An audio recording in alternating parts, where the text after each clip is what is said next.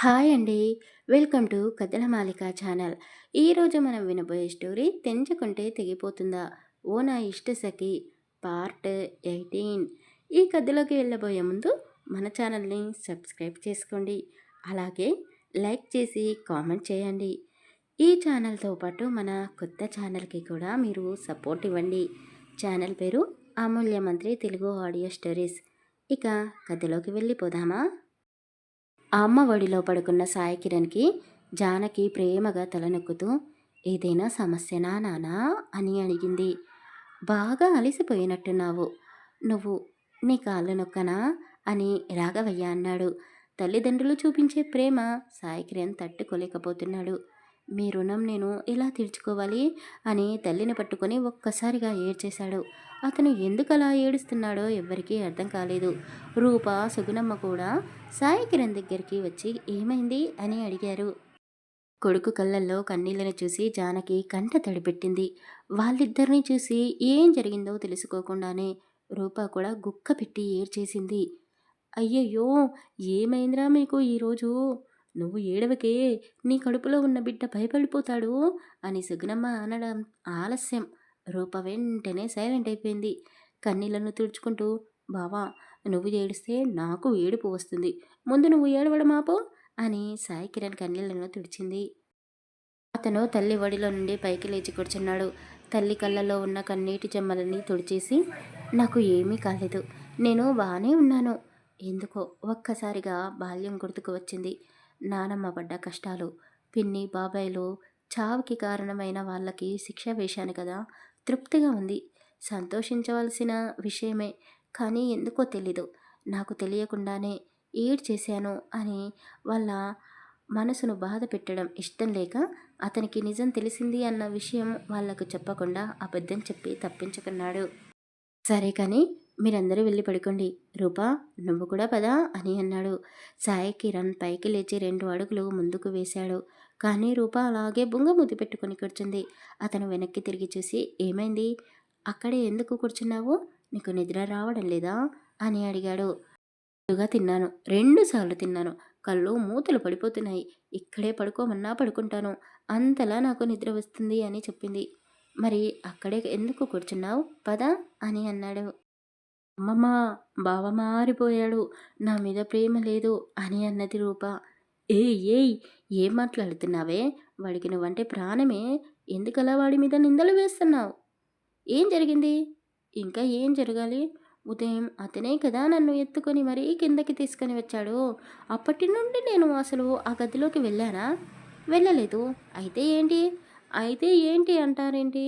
మీ అందరి ముందు బావ చెప్పాడు కదా, రోజు నన్ను ఎత్తుకొని గదిలోకి తీసుకుని వెళ్తాను అని. మరి ఇప్పుడు ఎందుకు ఆ విషయం మర్చిపోయాడు? అంటే నా మీద ప్రేమ తగ్గినట్టే కదా అని అలిగి కూర్చుంది. ఎంతో బాధ, టెన్షన్లో ఉన్న సాయి కిరణ్కి రూప అలా చిన్న పిల్లలా మాట్లాడేసరికి నవ్వు ఆపుకోలేకపోయాడు. నేను మర్చిపోలేదు బంగారం, నీకు గుర్తుకు ఉందో లేదో అని టెస్ట్ చేశాను, నువ్వే పాస్ అయ్యావు ఈ టెస్టులో అంటూ ఆమెను సుకుమారంగా ఎత్తుకున్నాడు. అవునా? నేనెందుకు మర్చిపోతాను? ఒకవేళ నువ్వు నిజంగానే మర్చిపోయినా నేను గుర్తు చేస్తాను కదా అని చిరునవ్వు నవ్వేసింది. పిచ్చిపిల్ల ఇప్పటి వరకు కోపంగా వాడిపై అరిచేసింది. అంతలోనే వాడిపై ప్రేమ పొంగుకు వచ్చింది. ఇద్దరూ ఎప్పుడూ ఇలాగే సంతోషంగా మన కళ్ళ ముందే ఉండాలి అని సుగుణమ్మ వాళ్ళిద్దరి వైపు చూస్తూ చేతిమెటికలు విరుస్తూ అన్నది. రూపని బెడ్పై పడుకోబెట్టాడు. ఆమె అతను చెయ్యి పట్టుకుని పక్కనే కూర్చోబెట్టుకొని, ఏంటి బావా, ఎందుకు ఏడ్చావు? నిన్ను ఎప్పుడూ ఇలా చూడలేదు, నువ్వు ఏడవడం అస్సలు బాగలేదు, ఏమైంది అని అడిగింది. చెప్పాను కదా అని అన్నాడు. అవును చెప్పావు, కానీ నాకెందుకో నమ్మబుద్ధి కావడం లేదు. సరేలే, ఆ టెన్షన్లన్నీ నాకెందుకు, నువ్వు నా పక్కనే ఉంటే అంతే చాలు అని అన్నది. అతను రూపాన్ని దగ్గరికి తీసుకుంటూ, నిజం చెప్పావు, నేను ఉండగా నీకు ఎలాంటి టెన్షన్ ఉండదు అంటూ ఆమె నుదుటిపై ముద్దు పెట్టుకున్నాడు. సాయి కిరణ్ రూపాని ఎంతలా ప్రేమిస్తున్నాడో మాటల్లో చెప్పలేము. రూప కూడా అతని ప్రేమను పూర్తిగా అనుభవిస్తూ అతన్ని ఎప్పుడూ నవ్విస్తూ కవ్విస్తూనే ఉంటుంది. 2-3 వారాలు గడిచిన తర్వాత ఊరిలో వెంకటేశ్వర స్వామి కళ్యాణోత్సవాలు ప్రారంభమయ్యాయి. చాలా పెద్ద పెద్ద పొజిషన్లో ఉన్న వాళ్ళని జాతరకి ఆహ్వానించారు. ఊరంతా పెద్ద పండగలా జరుపుకుంటున్నారు. ఎవరు ఇల్లు చూసినా బంధువులతో కలకలలాడుతూ ఉంది. సుగుణమ్మ మీద పగ తీర్చుకోలేదు, సాయి కిరణ్‌ని దక్కించుకోలేదు అన్న కోపంతో రోహిణి ఒక సైకో సాడిస్ట్‌లా మారిపోయింది. తన గదిలోకి ఎవరు వెళ్ళినా అరిచి గోల చేస్తుంది. ఆమెకు స్పెషల్‌గా ఒక డాక్టర్‌ని, నర్స్‌ని పెట్టించాడు సాయి కిరణ్. రోహిణి అలాగే వదిలేస్తే పూర్తిగా పిచ్చిదానిలా మారిపోతుంది అని డాక్టర్ చెప్పడంతో క్రమం తప్పకుండా రోహిణికి ట్రీట్మెంట్ చేయిస్తూ ఉన్నాడు. ఎందుకురా ఆ పిల్లను ఇక్కడే పెట్టావు? ఏదైనా హాస్పిటల్లో చేర్పించు అని సుగుణమ్మ అన్నది. నానమ్మ, రోజా చాలా తెలివైన పిల్ల. పాపం తనకు మన జీవితంలో ఏం జరిగిందో తెలీదు. వాళ్ళ అమ్మ చెప్పింది నమ్మేసింది. అందుకే మన మీద పగ సాధించాలని వచ్చింది. కానీ మంచి అమ్మాయి నానమ్మ. నేను తెలుసుకున్నాను. తనకు పూర్తిగా తగ్గాక తన లైఫ్‌ని నేనే సెటిల్ చేస్తాను. ఎందుకు నాన్నా? ఇదంతా తలనొప్పి మనకు అవసరమా? అని జానకి కూడా అన్నది. అమ్మా, నానమ్మ, ఆ అమ్మాయిని చూస్తుంటే మీకు లక్ష్మి అత్త గుర్తుకు రావడం లేదా? అని సాయి కిరణ్ అనగానే సుగుణమ్మకు కూతురు గుర్తుకు వచ్చింది. జానకి కూడా తన గతాన్ని గుర్తు చేసుకుంది. నిజమే, ఆ అమ్మాయిని అలా వదిలేయకూడదు అని అనుకున్నారు. బావా, ఏమైంది? ఆ రోజాని ఎందుకు గదిలో బంధించారు? ఒంటరిగా ఒకే గదిలో ఉంటే భయమేస్తుంది. నేను కూడా అలాగే ఉన్నాను. కావాలంటే పెద్దమ్మని అడుగు. నేను ఎంత భయపడేదాన్నో అని రూప అన్నది. అమాయకురాలు. అందుకే అందరి మీద జాలి చూపిస్తుంది. ఆ పిల్ల ఎవరో రూపాకి తెలీదు కదా అమ్మా! అందుకే అలా మాట్లాడుతుంది. దేవుడు చనిపోయిన వాళ్ళకి కాదమ్మా, బ్రతికి ఉండగానే చేసిన తప్పులకు శిక్ష వేస్తున్నాడు. ఇప్పుడు రోహిణి అనుభవిస్తుంది కూడా తల్లిదండ్రులు చేసిన కర్మఫలానికి శిక్ష. పాపం రూపాని ఎంతలా కష్టపెట్టారో అని ఆమె కూడా అన్నది. స్వామివారి కళ్యాణం జరిగే రోజు ఉదయాన్నే ఇంట్లో శాంతి పూజ జరిపించింది సుగుణమ్మ. హోమంలో భార్యాభర్తలు ఇద్దరూ ఉపవాసం ఉండాలి. కానీ రూప ఉపవాసం చేయడం ఇష్టం లేక సాయి కిరణ్ తల్లిదండ్రులని హోమంలో కూర్చోబెట్టాడు. రూపని కంటికి రెప్పలా కాలు కింద పెట్టనివ్వకుండా చూసుకుంటున్నాడు. గుడి దగ్గరికి వెళ్ళడానికని రూప రెడీ అవుతూ ఉంది. సాయి కిరణ్ గదిలోకి వెళ్ళి రూపని తన్మయత్వంతో చూస్తూ, ఈరోజు నిన్ను, నీ కడుపులో ఉన్న మన బిడ్డని ఇద్దరిని నేనే రెడీ చేస్తాను అని చెప్పాడు. అదెలా కుదురుతుంది? లోపల ఉన్నవాడిని ఎలా రెడీ చేస్తావు అని అడిగింది. నేను చేస్తాను కదా అంటూ రూపకి లైట్ వెయిట్ పట్టు చీర కట్టాడు. బావా, నాకంటే నువ్వే సూపర్గా కట్టావు తెలుసా అని చెప్పింది. ఏంటి, ఇన్ని నగలు పెట్టుకుంటావా? అక్కర్లేదు, సింపుల్గా పెట్టుకో. ఇంత బరువు నువ్వు మోయలేవు అని చెప్పాడు. అమ్మమ్మ ఈ నగలన్నీ పెట్టుకోమన్నది. నలుగురి మధ్యలోకి వెళ్ళినప్పుడు భార్య ఒంటిపై ఉన్న నగలని చూస్తే భర్తకి విలువ పెరుగుతుందంట.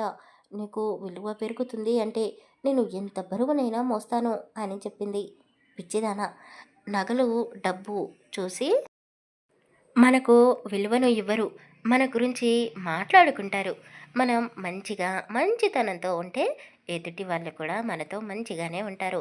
మనకు విలువనిస్తారు అని చెప్పాడు. ఏమో బావా, నువ్వు ఎప్పుడూ ఏదేదో మాట్లాడతావు. ఆ విషయాలన్నీ నాకు అర్థం కావు. కానీ నాకు ఈ నగలన్నీ పెట్టుకోవాలని ఉంది.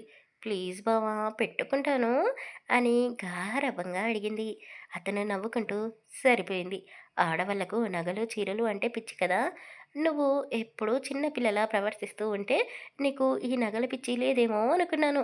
కానీ నువ్వు కూడా ఆడదానివే అని నిరూపించుకున్నావు. ఏలే, నీ ఇష్టం కానివ్వు. నీ ఇష్టాన్ని నేనెందుకు కాదంటాను అని చెప్పాడు. రూప తనకు ఇష్టమైన నగలన్నీ సాయి కిరణ్తో పెట్టించుకుంది. తలలో మల్లెపూలు కనకంబరాలు కలిపి పెట్టుకుంది. ఎలా ఉన్నాను అని భర్తని అడిగింది. అతను కాటుకొని ఆమె చెవి వెనకాల దిష్టి చుక్కలా పెట్టాడు. అసలే కడుపుతో ఉంది. ముఖంలో కల కొట్టొచ్చినట్టు కనబడుతుంది. కొంచెం పొట్ట కూడా బయటికి కనబడుతుంది. ముద్దుగా బుద్దుగా ఉన్న భార్యని చూస్తూ నిన్ను ఇలా చూస్తూ ఉండిపోవాలనిపిస్తుంది తెలుసా. అంత ముద్దుగా ఉన్నావు అని చెప్పాడు. రూప సిగ్గుపడిపోయింది. నువ్వలా సిగ్గుపడకే, గుడికి వెళ్ళలేమేమో అని అన్నాడు. చీచీ, ఎప్పుడూ అల్లరి వేషాలే వేస్తావు. సరే కానీ లోపల ఉన్న మన బిడ్డని కూడా రెడీ చేస్తాను అని అన్నావు కదా, ఎలా అని అడిగింది. పిచ్చిదానా, ఇంకా అర్థం కాలేదా అంటూ ఆమె పుట్టపై చేయి పెట్టి, చూడు, నీకు చీర కట్టించాను, రెడీ చేశాను కదా! ఇక లోపల ఉన్న పాప కూడా రెడీ అయినట్టే అని ప్రేమగా భార్యని కౌగిలించుకుని ముద్దులతో ఆమె ముఖమంతా తడిపేశాడు. ఇక చాలు వెళ్దాం పదండి అంటూ రూప మూతిని అటూ ఇటూ తిప్పుతూ అన్నది. మొదటిసారి సుగ్నమ్మ దేవుడి కళ్యాణం జరిపించినప్పుడు వేలల్లో జనాలు వచ్చారు. ఇప్పుడు సాయి కిరణ్, రాఘవయ్య ఇద్దరు కలిసి ఊరిని చాలా డెవలప్ చేశారు. వేలల్లో కాదు, లక్షల్లో జనాలు వచ్చారు. వచ్చిన వాళ్ళందరూ సుగ్నమ్మ కుటుంబం గురించి మాట్లాడుకుంటున్నారు. రూప, సాయి కిరణ్ జంటను చూసి అందరూ మురిసిపోయారు. ఆది దంపతుల్లా ఉన్నారు అంటూ మెచ్చుకున్నారు. రూప కడుపుతో ఉంది కాబట్టి పూజలో పాల్గొనలేదు. కానీ రాఘవయ్య, జానకమ్మ చేతుల మీదుగా ఆ దేవుడి కళ్యాణాన్ని జరిపించారు. అంగరంగ వైభవంగా జాతర జరుగుతూ ఉంది. అంతమంది జనాలని, ఆ జాతరని, ఆ వేడుకని రూప ఎప్పుడూ చూడలేదు. ఆమె కళ్ళకి ప్రతిదీ ఒక అద్భుతంలాగా కనబడుతుంది. కడుపుతో ఉన్నాను అన్న విషయం మర్చిపోయి చిన్నపిల్లలా మారిపోయింది. అమ్మమ్మ, నాకు అది కొనిపెట్టు. అత్తయ్య, నాకు ఇది తినాలని ఉంది. బావ, ఐస్ క్రీమ్. మామయ్య, జిలేబీ అంటూ నలుగురిని ముప్పతిప్పలు పెట్టించింది. ఒక్కతే కానీ 10 మంది పిల్లలతో సమానంగా అల్లరి చేసింది. ఈ పిల్ల ఎంత చెప్పినా వినడం లేదురా, ఇక మనం ఇంటికి వెళ్ళిపోవడమే మంచిది అని సుగుణమ్మ చెప్పడంతో అందరూ ఇంటికి వచ్చేశారు. కానీ రూప మనసంతా ఆ జాతరలోనే ఉంది. రూప కడుపుతో ఉంది కదా, ఏదైనా జరగరానిది జరుగుతుందేమో అని సుగుణమ్మ భయపడిపోయింది. ఆమె భయపడినట్టుగానే రూప ఇంటికి వచ్చి అలా సోఫాలో కూర్చుందో లేదో ఒకటే వాంటింగ్స్ చేసుకుంది. రూప పరిస్థితిని చూసి ఇంట్లో వాళ్ళందరూ తెల్లటెళ్ళిపోయారు. అయ్యయ్యో, పాపిష్టి కళ్ళు, అందరి కళ్ళు రూపపైనే పెట్టారు. బాగా దిష్టి తగిలింది అంటూ రూపకి దిష్టి తీశారు. సాయి కిరణ్ రూపాని గదిలోకి తీసుకుని వెళ్ళి ఆమె వంటిపై ఉన్న నగలన్నీ తీసేశాడు. చీరపై వాంటింగ్స్ చేసుకోవడంతో అతనే స్నానం చేయించుకొని మరీ భార్యకు కంఫర్ట్గా ఉండే డ్రెస్ వేశాడు. నీరసంతో ఊగిపోతూ ఉన్న రూపాని హాస్పిటల్కి తీసుకుని వెళ్ళాలి అనుకున్నాడు. కానీ డాక్టర్కి ఫోన్ చేసి అతన్ని ఇంటికే పిలిపించాడు. రూపకి నయమైన తర్వాత సాయి కిరణ్ కోపంగా ఆమె వైపు చూస్తూ, అమ్మ, నానమ్మ, నాన్న, నేను అందరము చెప్పాము. కానీ మా మాట వినిపించుకున్నావా? చిన్నపిల్లల అలా పరుగులు తీస్తే ఏమనుకోవాలి? ఇంకెప్పుడు నువ్వు బయటికి రాకూడదు, ఇంట్లోనే ఉండాలి. నీకు ఏది కావాలన్నా నన్ను అడుగు, నేను తెచ్చి పెడతాను అని కాస్త గట్టిగానే వార్నింగ్ ఇచ్చాడు. తప్పు చేసిన చిన్నపిల్లల రూప చేతులు కట్టుకొని నోటిపై వేలు పెట్టుకొని అతను చెప్పింది బుద్ధిగా వింటూ ఉంది. అబ్బా, ఆపరా, అసలే నీరసంగా ఉంది అంటూ జానకి రూప కోసం జ్యూస్ తెచ్చి తాగించింది. రూప కడుపుతో ఉంది కానీ ఆ ఇంట్లో ఒక చిన్న పిల్లతను ఏది చేసినా వాళ్లకు కోపం రాదు. ఇక రాఘవయ్య అయితే పేరుకే మామయ్య, కన్న తండ్రి కంటే ఎక్కువగా రూపని ప్రేమిగా చూసుకుంటాడు. రోజులు గడుస్తున్న కొద్దీ రూపకి నెలలు నిండుకొస్తున్నాయి. రోజు రాత్రి పడుకునే సమయంలో రూప పెద్ద కడుపేసుకొని ఆయాసపడుతూ ఉంది. భార్యకి ఎలాంటి ఇబ్బంది కలగకుండా చూసుకుంటున్నాడు సాయి కిరణ్. 9వ నెల వచ్చేసింది. ఆమెకు శ్రీమంతం జరిపించాలి అని సిద్ధం చేసుకున్నారు అన్నీ. పాపట్లో కుంకుమ, చెక్కిలికి గంధం, కాళ్ళకి పసుపు, ఎర్రగా పండిన గోరింటాకు, చేతుల నిండా గాజులు, తలలో భారెడు పువ్వులు, చెరగని చిరునవ్వు. చూడడానికి 2 కళ్ళు సరిపోవడం లేదు. కడుపుతో ఉన్న వాళ్ళ గర్భగుడిలో ఉన్న దేవతతో సమానం అంటారు కదా. రూప కూడా చూడడానికి ఇప్పుడు అచ్చం అలాగే ఉంది. సాయి కిరణ్కి చాలా సంతోషంగా అనిపించింది. జానకి కోడలిని అలా చూసి సంతోషంతో కళ్ళు చెమ్మకిల్లాయి ఆమెకు. ప్రతి ఆడవాళ్ళు ఇలాంటి అదృష్టం కోరుకుంటారు. కానీ మా అమ్మ నా కోసం ఇవన్నిటికీ దూరమైంది అని సాయి కిరణ్ తల్లి గురించి ఆలోచిస్తూ ఆమె దగ్గరికి వెళ్ళి, అమ్మా, నువ్వు సంతోషంగా ఉన్నావా అని అడిగాడు. చాలా సంతోషంగా ఉన్నానురా అంటూ కొడుకుని గట్టిగా వాటేసుకుంది. కిరణ్ కుటుంబంతో కలిసి ఎన్నో మెమరీ ఫొటోస్ని పోగు చేసుకున్నాడు. సుగుణమ్మ రూపాన్ని ప్రతి క్షణం గమనిస్తూనే ఉంది. ఎప్పుడు తనకు నొప్పులు వస్తాయో అని టెన్షన్ పడుతూనే ఉంది. కానీ రూపకు అలాంటి విషయాలు తెలియదు కదా. చాలా లైట్ తీసుకుంది. రూప డెలివరీ టైం దగ్గర పడుతుంది అని సాయి కిరణ్ కూడా గడప దాటకుండా ఇంట్లోనే ఉంటున్నాడు. ఇక రాఘవయ్య గురించి అయితే చెప్పే అవసరమే లేదు. వాళ్ళు ఎదురు చూస్తున్నట్టుగా రూపకి నొప్పులు మొదలయ్యాయి. ఆమె అరిచే అరుపులకి సాయి కిరణ్ గుండె దడదడా కొట్టుకుంటుంది. హాస్పిటల్‌కి తీసుకొని వెళ్లారు. రూపాకి ఒకటే నొప్పులు వస్తున్నాయి. కానీ ఆమె అయ్యో! అమ్మా! అని అరవక బావా! బావా! అని సాయి కిరణ్‌ని ఒక జపంలా తలుచుకుంటూ ఉంది. డాక్టర్లు కూడా నవ్వుకుంటూ ఏంటమ్మా చిన్న పిల్లలా చేస్తున్నావు? మీ బావ వచ్చి ఏం చేస్తాడు? కాస్త సైలెంట్‌గా ఉండు. మా చెవులు పని చేయడం లేవు అని వాళ్ళు కూడా అన్నారు. కానీ రూప బావని వదిలి ఉండలేదు కదా! అతన్ని కూడా లేబర్ రూమ్‌కి తీసుకొని వెళ్లారు. అతని కళ్ళ ముందే రూప ఏడుస్తూ అరిచి అరిచి బిడ్డకి జన్మనిచ్చింది. రూప అరిచి అరిచి స్పృహ కోల్పోయింది. భార్య పరిస్థితిని చూసి సాయి కిరణ్ బాగా ఏడ్చేశాడు. బయట ఉన్న జానకి, సుగుణమ్మ, రాఘవయ్యలకు రూప మగబిడ్డకి జన్మనిచ్చింది అని చెప్పారు. వాళ్ళు చాలా సంతోషించారు. బాబుని క్లీన్ చేసిన తర్వాత సాయి కిరణ్ చేతిలో పెట్టారు. ఆ బాబుని చూడగానే అప్పటిదాకా ఏడ్చిన సాయి కిరణ్ ఒక్కసారిగా చిరునవ్వు నవ్వేశాడు. స్పృహలోకి వచ్చిన రూప కూడా బాబుని చూడగానే అప్పటిదాకా పడ్డ బాధనంతా మర్చిపోయి బాబు, నా బాబు అంటూ మురిసిపోయింది. వాడిని కాస్త మాకు కూడా ఇవ్వరా అని సుగుణమ్మ అన్నది. సాయి కిరణ్ నవ్వుతూ వాళ్ళ అమ్మని నాన్నని పక్క పక్కన నిలబెట్టి ఇద్దరి చేతుల్లో ఆ బాబుని పెట్టాడు. మాకు తొందరగా పెళ్ళైంది, తొందరగా వీడు పుట్టేశాడు, ఇక వీడి పూర్తి బాధ్యత మీదే. నానమ్మ, నాన్న, అమ్మ, మీ ముగ్గురికి చెప్తున్నాను, మీరు నా భార్యని వదిలేసేయండి. ఇప్పుడు తను చిన్నపిల్ల కాదు. మీ చేతిలో ఒక బాబుని పెట్టాము కదా, వాడితో ఆడుకోండి, నన్ను నా భార్యను డిస్టర్బ్ చేయకండి అని చెప్పాడు. రూపాని బాబుని తీసుకొని ఇంటికి వచ్చారు. రూప బాబుకి కేవలం పాలు పట్టడానికి మాత్రమే ఉంది. మిగతా పనులన్నీ జానకి, సుగుణమ్మనే చూసుకుంటున్నారు. బాబుకి ఘనంగా బారసాల కూడా జరిపించారు. చూస్తూ ఉండగానే అప్పుడే 6 నెలలు నిండిపోయాయి. వాళ్ళకి అర్థమే కాలేదు. అప్పుడే వాడికి అన్నప్రసాదన కూడా జరిపించేశారు.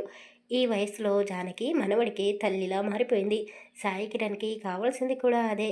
ఇక రూప తన చదువుని కంటిన్యూ చేస్తూ ఉంది.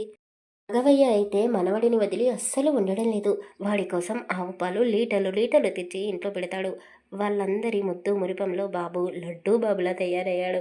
ప్రతిరోజు సాయి కిరణ్ భార్యతో ప్రేమగా గడపాల్సిందే. బావా, పుట్టగానే వాడిని అత్తయ్య చేతిలో పెట్టేశావు. వాడు నా దగ్గరికి రావడం లేదు. రెండో బిడ్డను కనేద్దాం అని చెప్పింది. వామ్మో, ఇప్పుడే వద్దు. డెలివరీ టైం అప్పుడు నువ్వు అరిచిన అరుపులు ఇంకా నా చెవులకు వినపడుతూనే ఉన్నాయి. ముందు నువ్వు చదువుకో. ఆ తర్వాత సెకండ్ బేబీ గురించి ఆలోచిద్దాం. ముందైతే నా గురించి పట్టించుకో అంటూ రూపని పూర్తి నగ్నంగా మార్చేశాడు. అతను చూపించే ప్రేమ రోజు ఆమెకు కొత్తగానే ఉంటుంది. రోజులు గడిచిపోతూ ఉన్నాయి. బాబు బర్త్డే కూడా దగ్గరికి వచ్చేసింది. సాయి కిరణ్ ఆ ఊరిలో స్టార్ట్ చేసిన కంపెనీ కూడా పూర్తయింది. బాబు బర్త్డే, కంపెనీ ఓపెనింగ్ రెండూ ఒకే రోజు జరిపించారు. ఆ ఫంక్షన్‌కి సరోజ కూడా వచ్చింది.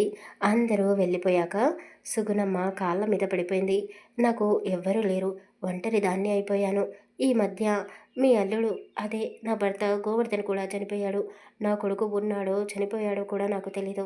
కానీ నా కూతురు మీ దగ్గరే ఉంది అని తెలుసుకున్నాను. తనని నాతో పంపించేసేయండి. మేమిద్దరం మీకు కనబడనంత దూరంగా వెళ్ళి బ్రతుకుతాం అని కొంగు చాచి అడిగింది. డాక్టర్స్ ఇచ్చిన ట్రీట్మెంట్ వల్ల రోహిణి ఇప్పుడు మామూలు మనిషి అయ్యింది.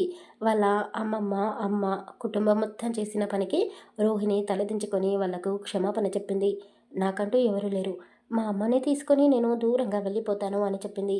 సాయి కిరణ్ అతని మనుషులతో చెప్పి వాళ్ళిద్దరిని తీసుకొని ఎయిర్‌పోర్ట్‌కి వెళ్ళారు. కొంత డబ్బు ఇచ్చి వాళ్ళను అబ్రాడ్ పంపించేశారు. అక్కడ ఆమె కోసం ఒక జాబ్ వెయిట్ చేస్తుంది అని చెప్పారు. రోహిణి తల్లిని తీసుకొని సాయి కిరణ్ చెప్పిన చోటికి వెళ్ళింది. ఇక తిరిగి ఇండియాకి రావాలి అనుకోలేదు. అక్కడే సెటిల్ అయిపోయింది. దాసు, రాఘవ, రాహుల్ని భూగర్భంలో దాచిపెట్టారు కదా, వాళ్ళు భూమికి అంకితమైపోయారు. బాబు స్కూల్కి వెళ్తున్నాడు. రూప కష్టపడి ఇంటర్ దాకా చదువుకొని సర్టిఫికేట్ చేతిలో పట్టుకొని డిగ్రీ చేయాలి అనుకుంది. కానీ తను ఇప్పుడు మళ్ళీ కడుపుతో ఉంది అని తెలియడంతో ఇంట్లో వాళ్ళు రూపని కాలు బయట పెట్టనివ్వడం లేదు. సిటీలో ఉన్న బిజినెస్‌ని, ఊరిలో స్టార్ట్ చేసిన బిజినెస్‌ని, వ్యవసాయం, కుటుంబం ఇలా అన్ని బాధ్యతలని చూసుకుంటూ సాయి కిరణ్ భార్య, పిల్లలతో చాలా సంతోషంగా ఉన్నాడు. రూప ఇప్పుడు మంచి చెడుల గురించి ఆలోచించగలుగుతుంది. ఒక సాయి కిరణ్‌కి సలహాలు ఇచ్చే అంత తెలివితేటలని సంపాదించింది. ఈసారి వాళ్ళిద్దరికీ పాప పుట్టింది. ఇక చాలు అని సాయి కిరణ్ అన్నాడు. నువ్వు ఒక్కడివే ఉన్నావు కాబట్టి ఇన్ని సమస్యలు వచ్చాయి. అదే మీరు ఇద్దరు అన్నదమ్ములు ఉండి ఉంటే మీ జోలికి ఎవరైనా వచ్చేవాళ్ళా? నాకు ఇంకా ఒక కొడుకు కావాలి అని పట్టుపట్టింది. అయ్యో! ఇది నా మాట వినేలా లేదు. నానమ్మ నువ్వైనా చెప్పు అని సాయి కిరణ్ అన్నాడు. సుగుణమ్మ నవ్వుతూ, రూపా నిన్ను చూస్తుంటే మా అత్తగారు గుర్తుకు వస్తున్నారు. ఇలాగే నన్ను పిల్లల్ని కనమని బలవంతం పెట్టింది. కానీ చివరకు మిగిలింది ఒక్కడే కొడుకు. ఆ దేవుడు చల్లగా చూస్తే ఒక్క కొడుకు అయినా సరే 10 మందితో సమానం. సాయి నీ భార్యని మేము ఒప్పించలేము. మీ తిప్పలు మీరే పడండి అని చెప్పింది. సుగుణమ్మ తన కుటుంబాన్ని చూసుకుంటూ చాలా సంతోషంగా ఉంది. రాఘవయ్య, జానకి, మనవడు, మనవరాలితో సరదాగా కాలాన్ని గడిపేస్తున్నారు. సాయి కిరణ్, రూప చిన్న చిన్న గొడవలు పడుతూ ఏ రోజు గొడవని ఆ రోజు రాత్రే మర్చిపోతూ ఇద్దరు ఒకరి మీద ఒకరికి ఉన్న ప్రేమను పంచుకుంటూ ఉన్నారు. ఎంతోమందికి సుగుణమ్మ కుటుంబం ఆసరగా నిలిచింది. అన్నం పెట్టింది. చెడుపైన మంచి ఎప్పటికైనా గెలుస్తుంది అని సుగుణమ్మ కుటుంబం నిరూపించింది. ఇంతటితో ఈ కథ సమాప్తం. ఈ కథ గురించి మీ అభిప్రాయం ఏమిటో కామెంట్ చేసి తెలపండి. అలాగే మరో కొత్త కథ మీ ముందుకు తీసుకురావాలి అనుకుంటున్నాను. కానీ ఒక కథని మధ్యలోనే వదిలిపెట్టాను. గుర్తుకుందా? ఇష్టమైన సకుడ. ఆ స్టోరీని కంటిన్యూ చేయాలా? లేక గంటకు పైగా ఉన్న వీడియో అయినా సరే ఒకే రోజులో ఆ స్టోరీని కంప్లీట్ చేయాలా? మీరే చెప్పండి. సుగుణమ్మ కుటుంబం చాలా కష్టాలు పడింది. కానీ వారి మధ్య ఉన్న ప్రేమ నాకు చాలా బాగా నచ్చింది. ముఖ్యంగా సాయి కిరణ్ చూపించే ప్రేమ. మీకు ఎవరు నచ్చారు?